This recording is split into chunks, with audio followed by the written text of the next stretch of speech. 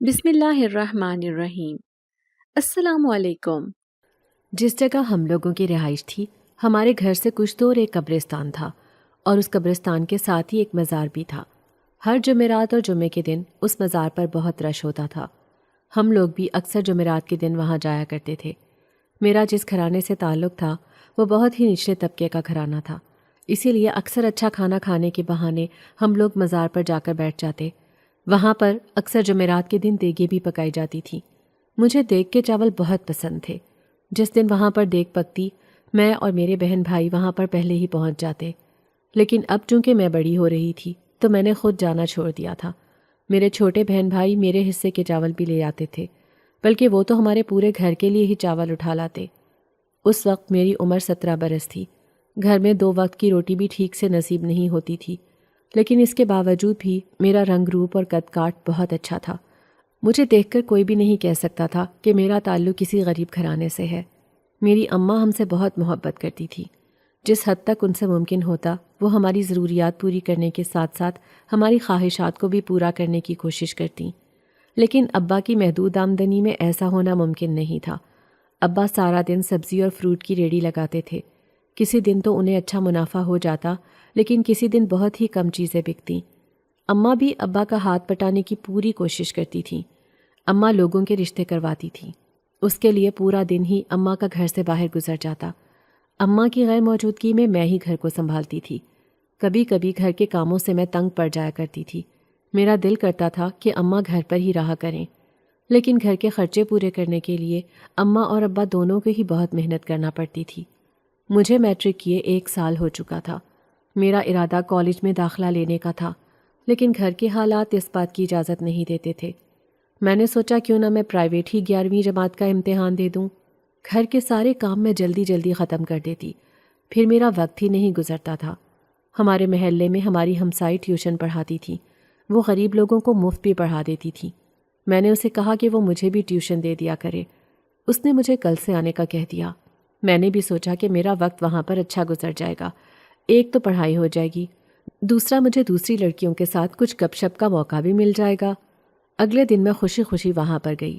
میرے علاوہ بھی وہاں پر بہت ساری لڑکیاں موجود تھیں، کچھ چھوٹے بچے اور کچھ ان سے تھوڑی بڑی عمر کے بچے بھی پڑھنے آئے ہوئے تھے۔ گھر سے باہر نکل کر مجھے بہت اچھا محسوس ہو رہا تھا۔ تغیر ہمیشہ سے انسانوں کو پسند رہا ہے۔ انسان ہمیشہ یکسانیت سے اکتا جاتا ہے۔ میں بہت دلچسپی سے ارد گرد کا جائزہ لے رہی تھی۔ ابھی میرے پاس اپنے نصاب کی کوئی کتابیں نہیں تھیں۔ میں نے اپنی ٹیوشن والی ٹیچر کو کہا کہ وہ مجھے کتابیں کہیں سے دلوا دیں، کیونکہ میرے پاس اتنے پیسے نہیں ہیں کہ میں نئی کتابیں خرید سکوں۔ اس نے کہا کہ اس کی جاننے والی 2-3 لڑکیوں کے پاس شاید پرانی کتابیں پڑھی ہوئی ہوں گی، وہ مجھے ان سے پوچھ کر دلا دے گی۔ میں نے ان کا بہت شکریہ ادا کیا۔ وہاں پر میرے علاوہ بھی 1-2 FA کی اسٹوڈنٹس موجود تھیں۔ اس نے مجھے ان کی بکس لے کر پڑھانا شروع کر دیا۔ میں 1 سال کے بعد دوبارہ اپنی پڑھائی جوائن کر رہی تھی۔ مجھے اپنا دماغ کند محسوس ہو رہا تھا۔ کافی دیر کے بعد جب پڑھائی شروع کریں تو ایسا ہی ہوتا ہے۔ چند دن تک مجھے دوبارہ سے اپنی روٹین سیٹ کرنے میں وقت لگا، لیکن آہستہ آہستہ میرے دماغ کی گرہیں اب کھل رہی تھیں۔ میرا دماغ پڑھائی میں چلنا شروع ہو گیا تھا۔ میری وہاں 2-3 لڑکیوں کے ساتھ خوب دوستی بھی ہو گئی تھی۔ پڑھائی کے بعد ہم لوگ اکثر بیٹھ کر آپس میں باتیں کیا کرتے۔ مختلف لوگوں سے ملنے کے بعد انسان کو بہت سی نئی چیزوں کا بھی علم ہوتا ہے۔ وہ دونوں میری طرح ہی پرائیویٹ FA کر رہی تھیں، لیکن ان کے گھر کے حالات مجھ سے بہتر تھے۔ ان کے گھر میں کالج جانے کی اجازت نہیں تھی، اسی لیے انہوں نے پرائیویٹ ہی اپنی تعلیم کو جاری کرنا بہتر سمجھا۔ کسی نے سچ کہا ہے، انسان جب باہر نکلتا ہے تو اسے دنیا کا پتہ چلتا ہے۔ گھر میں بیٹھ کر تو ہمیں ایسا لگتا ہے جیسے دنیا وہیں پر منجمد ہو گئی ہو۔ ابھی میرے پیپرز میں کافی وقت تھا، کتابوں کا بندوبست بھی ہو چکا تھا۔ میں بہت دل لگا کر پڑھتی تھی۔ مجھے پڑھائی میں کوئی بہت زیادہ دلچسپی بھی نہیں تھی، لیکن اب آہستہ آہستہ میرے اندر پڑھنے کا شوق بڑھ رہا تھا۔ میں یہی سوچ رہی تھی کہ جب میں پڑھ لکھ جاؤں گی تو کسی اسکول میں ٹیچنگ کر لوں گی اور بچوں کو گھر میں ٹیوشن پڑھا دیا کروں گی۔ شاید اس سے میرے گھر کے حالات کچھ بہتر ہو جائیں اور اپنے بہن بھائیوں کو بھی تعلیم دلانے پر زور دوں گی۔ گرمیوں کا موسم تھا، مزار پر اکثر شربت اور دودھ بھی بانٹا جاتا تھا۔ ایک دن مجھے بہت پیاس لگ رہی تھی، گھر میں شربت بنانے کے لیے بھی کوئی چیز نہیں تھی۔ اچانک میں نے باہر جا کر دیکھا تو مجھے مزار پر کافی رش نظر آ رہا تھا۔ بہت سارے لوگ اپنے برتنوں میں شربت لے کر جاتے دکھائی دیے۔ میرا بھی بہت دل کر رہا تھا کہ میں ٹھنڈا ٹھنڈا شربت پیوں۔ میں نے ایک چادر لی، اس سے اپنے منہ کو ڈھانپا اور مزار پر چلی گئی۔ وہاں ایک طرف کھڑے ہو کر میں اپنی باری کا انتظار کرنے لگی۔ مجھے بہت گرمی لگ رہی تھی، لیکن وہاں پر بہت زیادہ رش تھا۔ میں نے سوچا کیوں نہ میں کچھ دیر نیچے بیٹھ کر سانس لے لوں۔ میں بھوکی پیاسی نیچے بیٹھ گئی۔ میں اپنے دھیان میں مگن بیٹھی ہوئی تھی کہ اچانک ایک لڑکا میری طرف آیا اور اس نے مجھے شربت کا گلاس پیش کیا۔ میں نے اس کی طرف دیکھا اور ساتھ ہی وہ شربت سے بھرا ہوا گلاس پکڑ لیا۔ مجھے شدید پیاس لگی ہوئی تھی۔ میں نے اللہ کا نام لے کر غٹا غٹ شربت کا پورا گلاس خالی کر دیا۔ اس نے ہاتھ میں پکڑے ہوئے ڈول میں سے مزید شربت میرے گلاس میں ڈال دیا۔ میں نے وہ بھی گلاس خالی کر دیا۔ اس کے بعد اس نے مجھ سے پوچھا کہ کیا مجھے مزید شربت کی طلب ہو رہی ہے۔ میں نے نفی میں سر ہلا دیا۔ ٹھنڈا شربت پینے کے بعد میرے پورے جسم میں ٹھنڈک کا احساس ہو رہا تھا۔ گرمی کا احساس سے ایک دم کہیں غائب ہو گیا۔ کچھ دیر تک یوں ہی میں وہاں پر بیٹھی رہی۔ وہ لڑکا دوسرے لوگوں کو شربت پلانے کے ساتھ ساتھ میرا جائزہ بھی لے رہا تھا۔ مجھے اس کی نگاہیں اپنے وجود پر محسوس ہو رہی تھیں۔ میں نے جس ہاتھ سے اپنا چہرہ چھپایا ہوا تھا، اچانک اس ہاتھ سے دوپٹہ میرے چہرے سے ڈھلک کر نیچے گر گیا۔ میری نگاہیں اس کی نگاہوں کے ساتھ ملی۔ بس ایک لمحے میں ہم دونوں کو لگا جیسے پوری دنیا وہیں تھم گئی ہو۔ اس کی آنکھوں میں موجود تاثر مجھے صاف نظر آ رہا تھا کہ وہ میرے حسن کے روب میں مکمل طور پر آ چکا ہے۔ اس کا ساکت و جامد وجود اور نیم وا لب میرے آگے مکمل طور پر ڈھیر ہو چکے تھے۔ میں فوراً وہاں سے اٹھی اور اپنے گھر کی طرف بھاگ گئی۔ گھر جا کر میں نے اپنے گھر کا داخلی دروازہ زور سے بند کیا اور چادر اتار کر ایک سائڈ پر رکھی۔ میرا دل تیز تیز دھڑک رہا تھا۔ اپنے دل کی دھڑکن کو قابو میں کرتی میں خود کو سنبھالنے کی کوشش کر رہی تھی۔ اگر وہ میرے حسن کے زیر اثر آ گیا تھا تو میں بھی اس کی حسین صورت کو اپنے دل میں سما چکی تھی۔ مجھے زندگی میں کبھی کوئی لڑکا اس قدر خوبصورت نہیں لگا تھا جس قدر وہ لڑکا میرے دل کو بھا گیا۔ کچھ دیر تک میرے دوسرے بہن بھائی بھی اسکول سے گھر آ گئے۔ میں انہیں کھانا دینے لگی، لیکن میرا دھیان بٹا ہوا تھا۔ میں بار بار چونک رہی تھی۔ اماں بھی صبح سے گھر سے نکلی ہوئی تھی۔ رشتہ کروانا بہت مشکل کام تھا۔ اگر اماں دو خاندانوں کا رشتہ کروانے میں کامیاب ہو جاتیں تو پھر کہیں جا کر پیسے ملتے تھے۔ اماں رشتہ کرواتے وقت صاف طور پر لوگوں کو بول دیتی تھی کہ میں صرف آپ کی ملاقات کروا رہی ہوں، جانچ پڑتال کرنا آپ لوگوں کی اپنی ذمہ داری ہے، کیونکہ اماں بھی لوگوں کو ذاتی طور پر تو نہیں جانتی ہوتی تھیں۔ انہیں بھی کسی جاننے والے کے تھرو ہی پتہ چلتا تھا کہ کسی نے یہ رشتہ کروانا ہے۔ 2-3 رشتے کرواتے وقت ایسی صورتحال پیش آ چکی تھی جس میں ایک خاندان کی ریپوٹیشن کچھ اچھی نہیں تھی۔ جب دوسرے خاندان نے ان کی جانچ پڑتال کی تو اصل بات سامنے آ گئی۔ وہ لوگ اماں سے ناراض ہونے لگے کہ وہ انہیں کس قسم کے رشتے بتا رہی ہیں۔ اس کے علاوہ بھی اماں نے 1-2 جگہ لوگوں کا رشتہ کروایا تھا جہاں پر شادی طلاق پر ختم ہوئی تھی، اور وہ سارا الزام میری اماں کو دے رہے تھے۔ کافی ہنگامہ ہوا تھا۔ انہوں نے ہمارے گھر آ کر بھی بہت شور شرابہ کیا تھا۔ اماں نے تو کچھ عرصے کے لیے رشتہ کرانا ہی چھوڑ دیا تھا، لیکن اس کام کو کیے بغیر بھی اماں کا گزارا نہیں تھا۔ پھر اماں نے یہی سوچا کہ میں جب بھی رشتہ کرانے جاؤں تو لوگوں کو کہوں کہ جانچ پڑتال کی ذمہ داری ان کی اپنی ہے، اماں صرف ان کی ملاقات ہی کروائیں گی۔ اماں نے اور بھی کام ڈھونڈنے کی کوشش کی تھی، لیکن ان میں اتنا فائدہ نہیں ہوتا تھا جتنا فائدہ اس کام میں ایک ہی دفعہ ہو جاتا تھا۔ اگر لوگوں کا اپنی مرضی کے مطابق کسی خاندان میں رشتہ طے پا جاتا تو وہ اماں کو بہت زیادہ پیسے دے دیتے تھے۔ اس کے علاوہ نئے جوڑے بھی تحفے میں مل جاتے تھے۔ اماں وہ کپڑے مجھے ہی سلائی کر کے دیتی تھیں۔ میرا رنگ روپ ان نئے کپڑوں میں کھل اٹھتا۔ اماں میری صورت دیکھ کر کہتی کہ اپنی بیٹی کے لیے تو میں چاند سا دلہا لے کر آؤں گی۔ یہ سن کر میں شرما جاتی تھی۔ اب کچھ دنوں سے میں کھوئی کھوئی سی رہنے لگی تھی، بات چیت بھی نہیں کر رہی تھی۔ میری ٹیوشن ٹیچر اور میری دوستوں نے میری حالت کے بارے میں پوچھا کہ کیا میری طبیعت ٹھیک ہے، میں کیوں اتنی بجھی بجھی سی ہوں۔ اب میں انہیں اپنے دل کا حال تو نہیں بتا سکتی تھی۔ میں نے کہا کہ میری طبیعت کچھ ٹھیک نہیں ہے، اسی وجہ سے میرا بولنے کا دل نہیں کر رہا۔ رفتہ رفتہ میں اپنی اس کھو جانے والی عادت پر قابو پا رہی تھی جو اس لڑکے کو دیکھنے کے بعد میرے اندر پیدا ہو گئی تھی۔ ہر وقت تنہائی میں بیٹھنا اور اس کے بارے میں سوچنا مجھے بہت اچھا لگتا تھا۔ میرا دل چاہتا تھا میں بس صبح سے لے کر شام تک اسی کے خیالوں میں کھوئی رہوں۔ میرا بہت دل کیا کہ میں دوبارہ اس سے ملاقات کروں، لیکن میرے اندر اتنی ہمت نہیں ہو رہی تھی کہ میں وہاں جا کر اس سے ملنے کی کوشش کرتی۔ مجھے اپنے ماں باپ کی عزت بھی بہت پیاری تھی۔ میں نہیں چاہتی تھی میری وجہ سے ان کی پورے محلے میں بدنامی ہو۔ ہمارے پاس ایک عزت کے سوا اور کچھ تھا بھی نہیں۔ میری ماں مجھ پر بہت بھروسہ کرتی تھی، اس کا اعتماد توڑنا میرے لیے ممکن نہیں تھا۔ ایک دن میں نے ہمت کی اور مزار پر چلی گئی۔ وہاں جا کر میں نے متلاشی نظروں سے ادھر ادھر دیکھا، لیکن مجھے وہ کہیں نظر نہیں آیا۔ میں نے وہاں کھڑے ہو کر صاحب مزار کے لیے فاتحہ پڑھی اور اللہ سے دعا کی۔ اس کے بعد میں گھر آ گئی۔ دل بہت بجھا بجھا سا تھا۔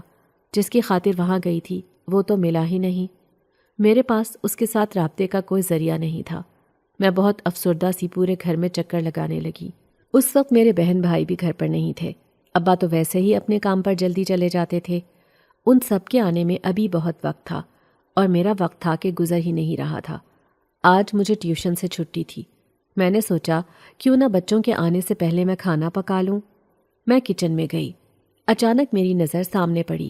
وہاں بہت ہی خوبصورت پھولوں کا گلدستہ پڑا ہوا نظر آیا۔ اس کے ساتھ ہی کافی ساری چاکلیٹس بھی پڑی ہوئی تھیں۔ گلدستے کے اوپر ایک چھوٹا سا کارڈ چسپاں تھا، جس پر واضح الفاظ میں یہ تحریر تھا: میری پیاری رمشا، میرا چھوٹا سا تحفہ قبول کرو۔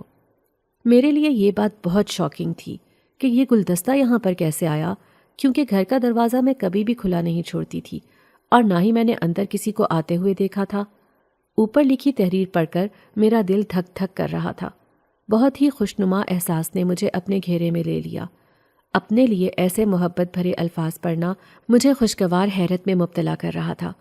میرے دل کے کسی کونے میں یہ بات چھپی ہوئی تھی کہ یہ گلدستہ اسی لڑکے کی طرف سے میرے لیے آیا ہے، کیونکہ اس کی نگاہوں میں چھپی پسندیدگی میں نے واضح طور پر محسوس کر لی تھی۔ میرے دل کی حالت بھی اسی کی طرح تھی۔ کافی دیر تک میں اس گلدستے کو دیکھتی رہی اور اس پر ہاتھ پھیر کر خود کو یقین دلانے لگی، لیکن مجھے یہ بھی شک ہو رہا تھا کہ اگر یہ پھول اس کی طرف سے نہ ہوئے بلکہ ان کو بھیجنے والا کوئی اور نکل آیا تو پھر؟ میں یہ سوچنا بھی نہیں چاہتی تھی، لیکن اس کے باوجود بھی یہ خیال میرے دل کو تنگ کر رہا تھا۔ نہ چاہتے ہوئے بھی میں اس سوچ کو اپنے دل سے نکال نہیں پا رہی تھی۔ میں نے گلدستے کو چھپا دیا۔ روز میں اسے نکال کر دیکھتی۔ اس کی پتیاں ابھی بھی بہت تازہ تھیں اور اس میں سے بہت ہی مسحور کن خوشبو نکل کر ہر طرف پھیل جاتی تھی، حتیٰ کہ میرے ہاتھوں سے بھی ان پھولوں کی خوشبو آتی تھی۔ اس کارڈ کو بھی میں نے بہت سنبھال کر رکھا ہوا تھا۔ یہ میرا روز کا معمول تھا۔ میں روزانہ اٹھتی اور نماز کے بعد سب سے پہلے اس گلدستے کو دیکھتی تھی، لیکن میں اس بات کو سمجھنے سے قاصر تھی کہ وہ پھول خشک کیوں نہیں ہوتے تھے، نہ ہی مرجھا رہے تھے۔ پہلے دن کی طرح ہی وہ تر و تازہ تھے، نہ ہی ان کی خوشبو میں کسی قسم کی کوئی کمی واقع ہو رہی تھی۔ اس گلدستے کے بعد دوبارہ مجھے کوئی تحفہ بھی نظر نہیں آیا۔ میں دوبارہ اس لڑکے کو دیکھنے کی نیت سے مزار پر کئی دفعہ جا چکی تھی، لیکن میں اس سے نہیں مل سکی۔ دل بہت اداس تھا۔ نظریں اس کا دیدار کرنے کے لیے تڑپ رہی تھیں۔ دل ہر وقت یہی دعا کرتا تھا کہ کاش اس سے ملنا نصیب ہو جائے۔ کبھی کبھار اپنے دل کی اس حالت پر میری آنکھوں میں آنسو بھی آ جاتے تھے۔ میں سوچتی تھی کہ انسان کچھ بھی کرے لیکن محبت نہ کرے۔ یہ انسان کو دنیا کی باقی تمام خوشیوں سے منہ پھیرنے پر مجبور کر دیتی ہے۔ اگر انسان کا محبوب پاس ہو تو تبھی اس کا دل بھی خوش ہوتا ہے، ورنہ ہر چیز پسے پش چلی جاتی ہے۔ کوئی چیز ہمیں وہ خوشی دیتی ہی نہیں جو اپنے محبوب کی موجودگی میں ہمیں ملتی ہے۔ زندگی کی ہر چیز کا دار و مدار اسی انسان کے ساتھ وابستہ ہو جاتا ہے۔ میں سوچتی تھی کہ یہ بہت بری چیز ہے، ایسا بھی نہیں ہونا چاہیے۔ انسان کسی کام کا نہیں رہتا، ہر چیز سے اس کا دل اچاٹ ہو جاتا ہے۔ میں روز دعائیں کرتی، میرے چہرے پر ہر وقت مسکراہٹ رہتی تھی، لیکن محبت جیسی بیماری میں مبتلا ہونے کے بعد مسکراہٹ میرے چہرے سے روٹھ گئی تھی۔ پڑھائی میں بھی دل نہیں لگ رہا تھا، بلکہ کافی دنوں سے میں ٹیوشن بھی نہیں جا رہی تھی۔ میری ٹیچر نے مجھے 2 سے 3 دفعہ پیغام بھیجا تھا کہ میرے پیپرز نزدیک ہیں اور مجھے زیادہ سے زیادہ پڑھائی کو وقت دینا چاہیے۔ میں نے انہیں اپنی طبیعت کا بہانہ بنا کر ٹال دیا۔ مجھے اپنی حالت سے بالکل بھی نہیں لگ رہا تھا کہ میں اپنے امتحانات دے سکوں گی، لیکن اماں مجھے بہت مجبور کر رہی تھیں۔ وہ چاہتی تھیں کہ میں پڑھ جاؤں۔ اماں کے بہت زیادہ مجبور کرنے پر میں نے ٹیوشن جانا شروع کر دیا، دوبارہ سے اپنی تعلیم کو جاری کیا۔ میرا سبق کافی پیچھے پڑ چکا تھا۔ میں نے بہت مشکل سے اپنے ذہن کو پڑھائی کی طرف فوکس کیا۔ میرے علاوہ جو 2-3 لڑکیاں اور بھی امتحانات دینا چاہتی تھیں، ان کی مدد سے میں نے جلدی جلدی اپنا کورس مکمل کیا اور امتحانات دے دیے۔ امتحانات کے بعد اماں مجھے کہنے لگیں کہ میں سلائی سیکھ لوں اور ساتھ ساتھ 12ویں جماعت کی بھی تیاری کروں۔ میں نے بھی اپنا دھیان بٹانے کی خاطر خود کو زیادہ سے زیادہ مصروف کرنا بہتر سمجھا۔ میرے لیے شاید یہی بہتر تھا۔ دوبارہ اس لڑکے کو دیکھنے کی چاہ میں شدت سے تڑپ رہی تھی۔ سورج اپنے وقت پر ابھرتا اور ڈوب رہا تھا۔ چاند بھی اپنے وقت کا خوب پابند تھا۔ قمری مہینے یوں گزر رہے تھے جیسے گزرنے کا ان کا حق تھا۔ میں نے 12ویں جماعت بھی پاس کر لی اور ایک اسکول میں نوکری کرنے لگی۔ ساتھ ساتھ پرائیویٹ BA میں بھی داخلہ لے لیا۔ میں بہت محنت کر رہی تھی۔ صبح بچوں کو پڑھاتی، اسکول سے آنے کے بعد ٹیوشن بھی دیتی، ساتھ ساتھ خود بھی پڑھتی۔ اسکول میں پڑھانا بھی محنت طلب تھا۔ وہ تنخواہ سے زیادہ ہی محنت کرواتے تھے۔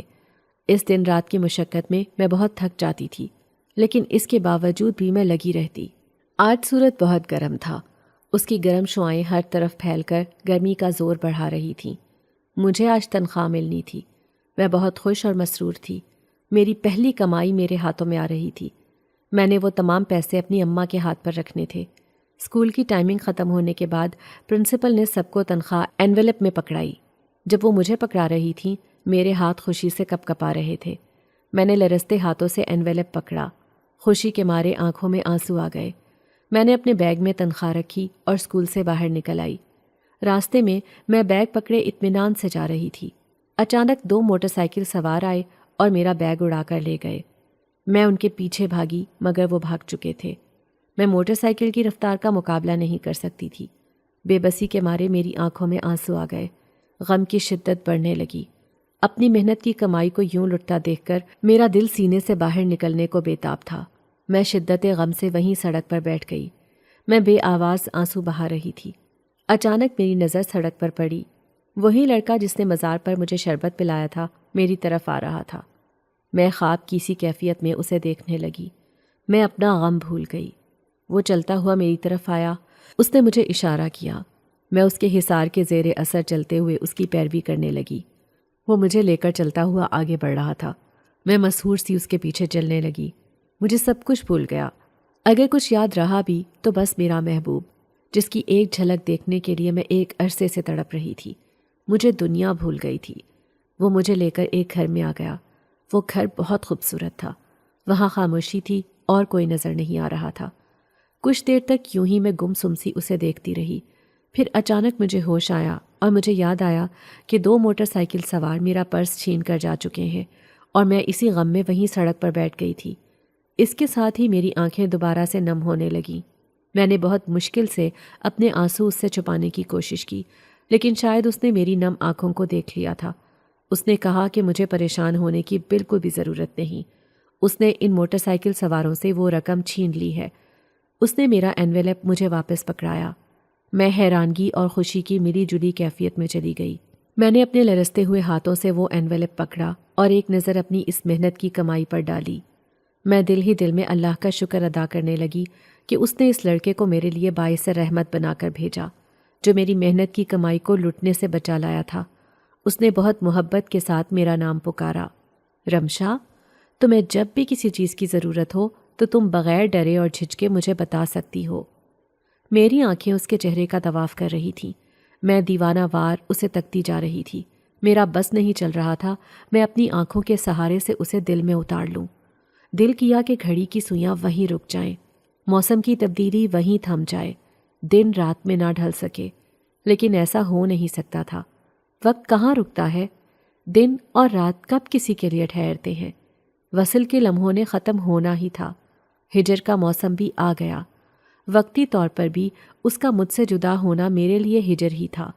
میں اپنی نگاہوں سے اسے پیغام دے رہی تھی، اس سے پوچھ رہی تھی کہ وہ دوبارہ مجھ سے کب ملے گا۔ وہ بھی شاید آنکھیں پڑھنے میں مہارت رکھتا تھا۔ اس نے اپنی آنکھوں سے مجھے جوابی پیغام دینے کے بجائے لفظوں کا سہارا لیا۔ جب وہ بولتا تھا تو مجھے ایسا لگتا تھا کہ اس کے منہ سے پھول جھڑ رہے ہیں۔ وہ بول رہا تھا اور میری نظریں اس کے پھول جھڑتے ہونٹوں پر تھیں، جیسے وہ الفاظ نہ ادا کر رہا ہو بلکہ ہر طرف مٹھاس بکھیر رہا ہو۔ اس نے کہا، اگلی ملاقات جلد ہی ہوگی، اب ہم لوگوں کو یہاں سے چلنا چاہیے۔ وہ مجھے اپنی ہمراہی میں لیے آگے بڑھ رہا تھا۔ اس کے پیچھے چلنا مجھے بہت تحفظ کا احساس دلا رہا تھا، جیسے وہ مجھے پوری دنیا سے بچا رہا ہو، میری حفاظت کر رہا ہو۔ اس نے مجھے گھر تک چھوڑا اور ایک الوداعی مسکراہٹ اچھالتا ہوا وہاں سے دور چلا گیا۔ جب تک وہ وہاں سے اوجھل نہ ہو گیا میری نگاہیں اس کے وجود سے ہٹ نہ سکیں۔ میں ابھی تک اس کی شخصیت کے حصار سے باہر نہیں نکل سکی تھی۔ میری برسوں کی تمنا آج پوری ہو گئی۔ گھر جا کر میں نے وہ تمام پیسے اپنی اماں کو پکڑائے۔ اماں کی خوشی دیکھنے کے لائق تھی۔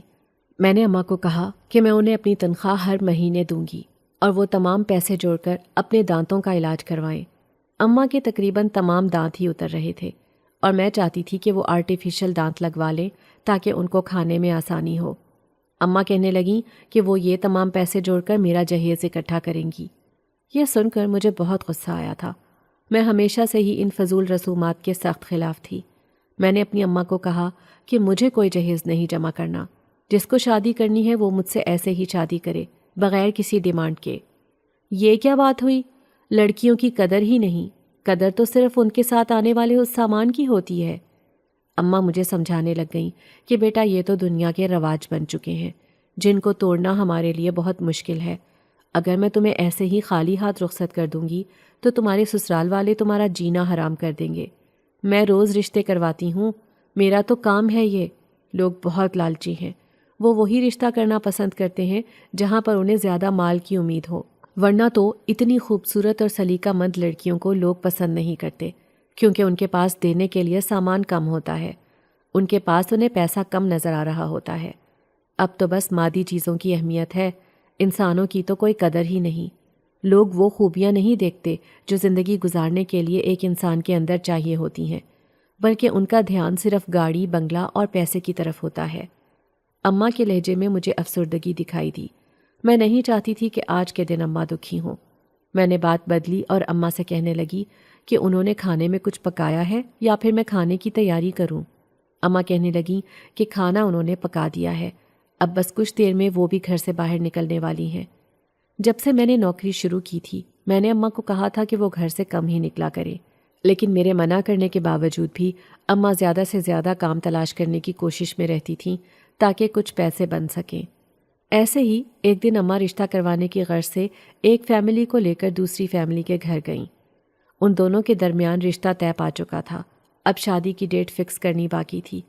اماں نے انہیں پہلے سے اس بات کے بارے میں کہہ دیا کہ وہ ایک دوسرے کے ساتھ اپنے رسم و رواج کے بارے میں واضح طور پر بات کر لیں تاکہ بعد میں کسی قسم کا کوئی مسئلہ درپیش نہ ہو۔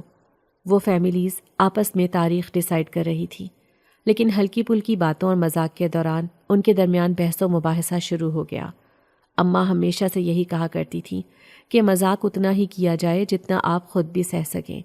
جب آپ کسی کو مذاق کرتے ہیں تو جواباً دوسرا بھی آپ کے ساتھ مذاق کرے گا، جس کو برداشت کرنا پھر آپ پر فرض ہے۔ ویسے بھی نئی نئی رشتہ داری میں اس طرح کے طنز و مزاج سے گریز کرنا چاہیے۔ وہ لوگ بحث و مباحثے سے ہاتھا پائی پر اتر آئے۔ دو فیملیز جو شادی کی تاریخ طے کرنے کے لیے آپس میں بیٹھی ہوئی تھیں، ان کی بات کا اختتام لڑائی پر ہو رہا تھا۔ وہ لوگ لڑنے لگ گئے۔ بہت مشکل کے ساتھ ان کی لڑائی ختم کروائی گئی، لیکن جس فیملی کو اماں وہاں پر لے کر گئی تھیں وہ فیملی میری اماں کے ساتھ بدتمیزی کرنے لگی۔ انہوں نے میری اماں کو بہت باتیں سنائیں کہ انہوں نے کس قسم کے خاندان میں ان کا رشتہ طے کروا دیا تھا۔ یہ تو اچھا ہوا جو ان کی اصلیت سامنے آ گئی۔ وہ میری ماں کے ساتھ بے حد بدتمیزی کر رہے تھے، بلکہ انہوں نے میری اماں کو دھکا بھی دے دیا اور وہ نیچے جا گریں۔ ان کو کافی چوٹیں آئیں۔ جو دوسرا خاندان تھا انہوں نے فوراً آگے بڑھ کر اماں کو اٹھایا اور انہیں لان تان کرنے لگے کہ وہ ایک بڑی عمر کی عورت کے ساتھ کس طرح کا رویہ رکھ رہے ہیں۔ خیر کسی طرح معاملے کو رفع دفع کیا گیا تھا۔ اماں کے پورے جسم میں شدید درد ہو رہا تھا۔ اماں بہت ہی بری حالت میں گھر آئیں۔ ان کی آنکھوں میں شدید آنسو تھے۔ اماں کو ایسے دیکھ کر میرے دل کو کچھ ہونے لگا۔ میں نے اپنی ماں کو کبھی ایسے دکھی اور افسردہ نہیں دیکھا تھا۔ میں نے جلدی سے اماں کو پکڑ کر چارپائی پر بٹھایا، انہیں پانی پلایا اور ان سے پوچھنے لگی کہ ایسا کیا ہو گیا جو وہ اتنی پریشان دکھائی دے رہی ہیں۔ اماں کی آنکھیں ڈبڈبا رہی تھیں۔ اماں کے منہ سے الفاظ ہی نہیں نکل رہے تھے۔ دکھ کے احساس نے انہیں چاروں طرف سے گھیر رکھا تھا۔ کچھ دیر بعد جب اماں نے اپنے آپ پر قابو پا لیا تو انہوں نے مجھے یہ سارا واقعہ سنایا۔ یہ سن کر میری رگیں غصے سے پھٹنے لگ گئیں۔ میرا بس نہیں چل رہا تھا میں ان سب کے منہ توڑ دوں جا کر جنہوں نے میری ماں کے ساتھ ایسا سلوک کیا۔ میں نے اماں کو سختی سے منع کر دیا کہ آج کے بعد وہ اس کام کو مکمل طور پر ترک کر دیں گی، ورنہ مجھ سے برا کوئی نہیں ہوگا۔ لیکن اماں کہنے لگیں کہ گھر کا خرچہ صرف میرے باپ کی کمائی سے پورا نہیں ہو سکتا اور جو پیسے میں کما رہی تھی اماں ان پیسوں سے میرا جہیز اکٹھا کرنا چاہتی تھیں۔ اس کے علاوہ میری شادی پر خرچ کرنے کے لیے بھی پیسوں کی ضرورت تھی۔ میں نے اماں کو سمجھایا کہ اللہ مسبب الاسباب ہے، وہ ضرور ہمارے لیے کوئی نہ کوئی راستہ پیدا کرے گا، آپ کو پریشان ہونے کی ضرورت نہیں۔ ہو سکتا ہے کہ جہاں پر میری شادی ہو انہیں صرف میں ہی چاہیے ہوں، نہ کہ میرے ساتھ ایک جہیز کی لمبی لسٹ۔ اماں کہنے لگیں، ایسے لوگ تو صرف قسمت والوں کو ملتے ہیں، ہم جیسے لوگوں کی ایسی قسمت کہاں؟ میری آنکھوں کے سامنے وہ لڑکا لہرانے لگا۔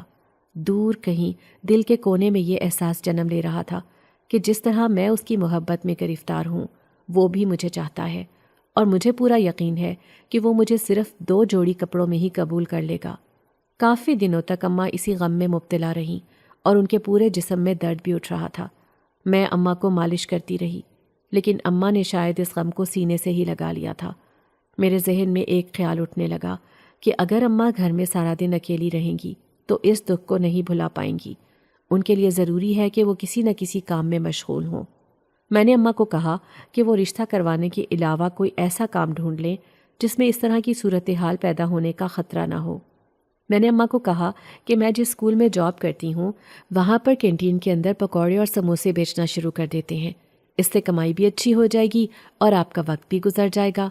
اماں کہنے لگیں کہ کہیں اس سے میری شان میں اسکول میں کمی تو نہیں آئے گی۔ میں نے اماں کو سمجھایا، آپ محنت کر کے رزق حلال کمانے کی کوشش کر رہی ہیں، اس میں شرم کی کوئی بات نہیں، اور آپ میری ماں ہیں، مجھے کبھی بھی اپنے ماں باپ کا لوگوں کے سامنے تعارف کروانے میں کوئی شرم محسوس نہیں ہوتی۔ شرم تو ان لوگوں کو اس بات پر محسوس کرنی چاہیے جو دوسروں کا مال کھاتے ہیں، جو حرام اکٹھا کرتے ہیں، جو اپنے الفاظ سے دوسروں کو تکلیف دیتے ہیں، جن کے ہاتھ دوسروں کے اوپر ظلم کرنے سے نہیں رکتے۔ حلال کمانے میں کوئی شرم نہیں ہونی چاہیے، چاہے وہ کام جتنا بھی چھوٹا ہی کیوں نہ ہو۔ میں اماں کے ساتھ جس حد تک ممکن ہوتا پکوڑے اور سموسوں کا سامان تیار کر دی۔ میں نے اپنے اسکول میں بات کر لی تھی، انہوں نے ہمیں اجازت دے دی تھی۔ اماں وہاں پر روز پکوڑے اور سموسے بیچنے لگیں۔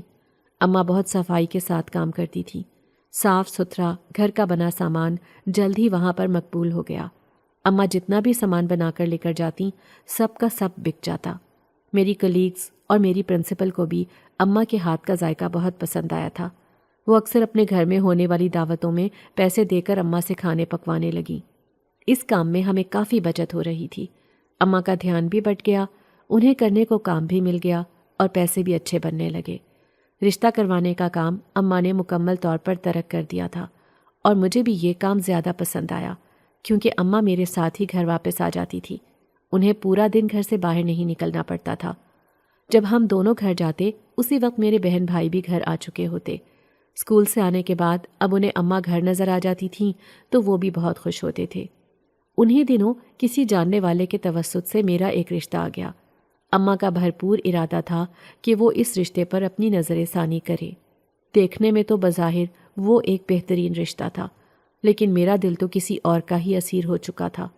وہ اس شخص کے علاوہ کسی اور کا خیال بھی اپنے ذہن میں ڈالنا گوارا نہیں کرتا تھا۔ یہ سنتے ہی مجھے ایسا لگا جیسے آسمان میرے سر پر گر گیا یا میں کسی پہاڑ کے نیچے کچل دی گئی ہوں۔ میں نے بہانے سے اماں کو اس رشتے پر نظر ثانی کرنے سے روکنے کی بھرپور کوشش کی، لیکن اماں کا یہی خیال تھا کہ رشتے آسانی کے ساتھ نہیں ملتے، جہاں بھی مناسب رشتہ ملے بیٹی کی شادی کر دو۔ میرے منع کرنے کے باوجود بھی اماں نے ان لوگوں کو گھر پر بلا لیا۔ میرا بس نہیں چل رہا تھا کہ میں ان کے سامنے جانے کے بجائے کہیں اور چلی جاؤں۔ اماں نے صبح سے خوب شور مچا رکھا تھا، پورا گھر صاف کیا گیا۔ اماں نے کافی پیسے خرچ کرنے کے بعد ان کے لیے مختلف قسم کے کھانے تیار کیے۔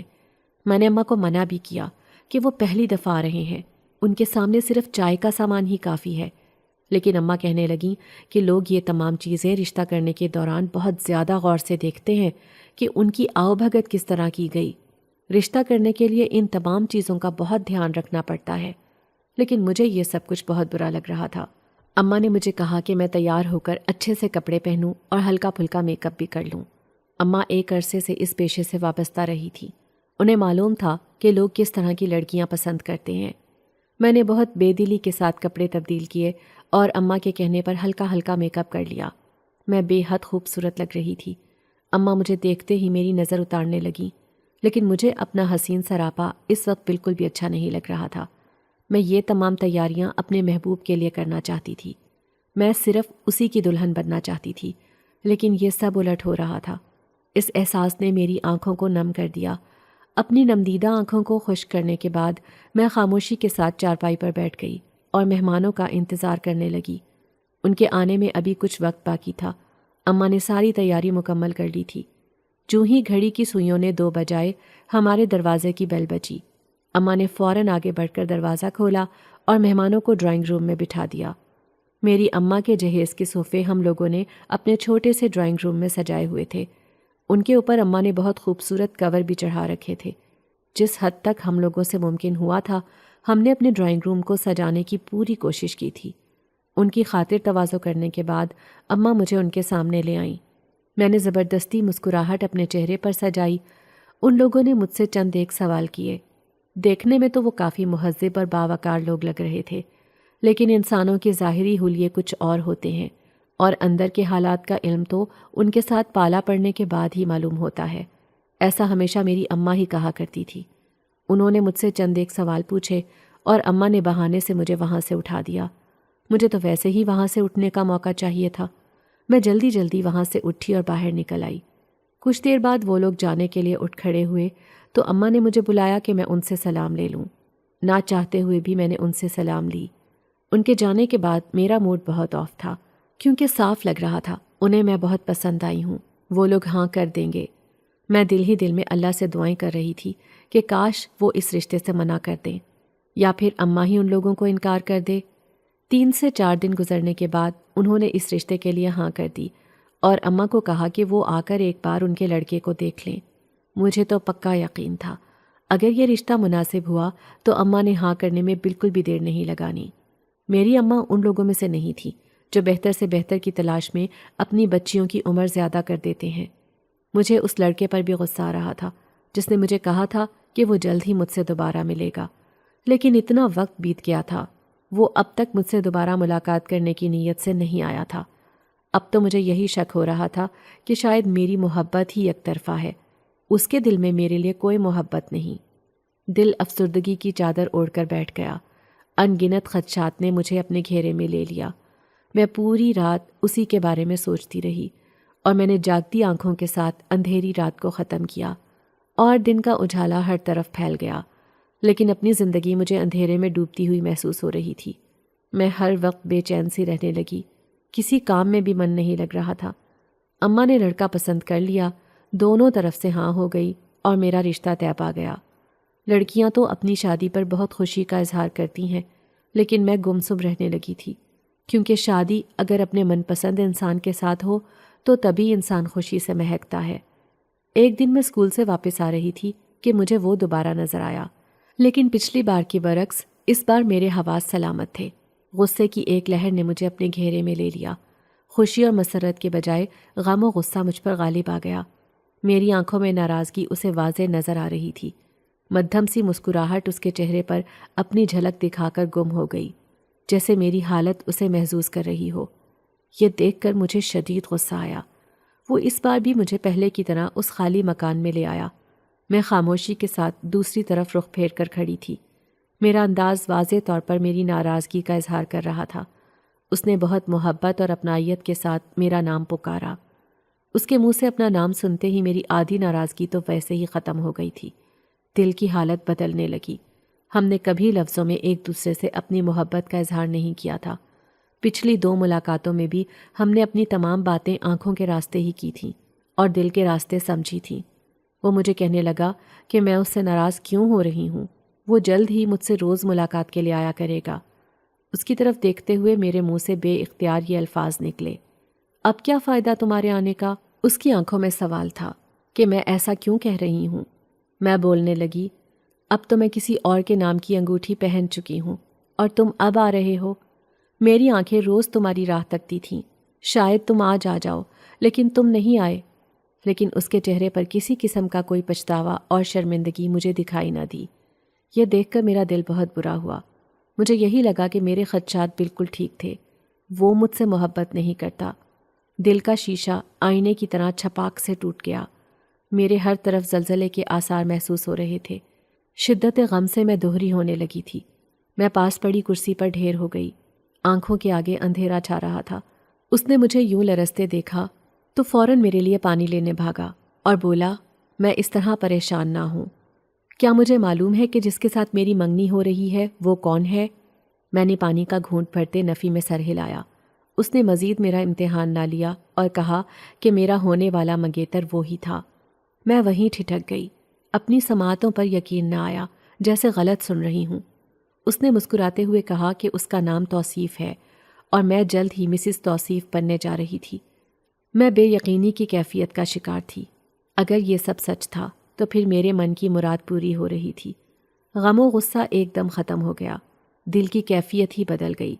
جہاں ہر طرف اندھیرا نظر آ رہا تھا، اب پھول ہی پھول بکھرنے لگے تھے۔ توصیف کے چہرے سے ایک لمحے کے لیے بھی مسکراہٹ دور نہ ہوئی۔ مجھ سے مزید کچھ بھی نہ بولا گیا۔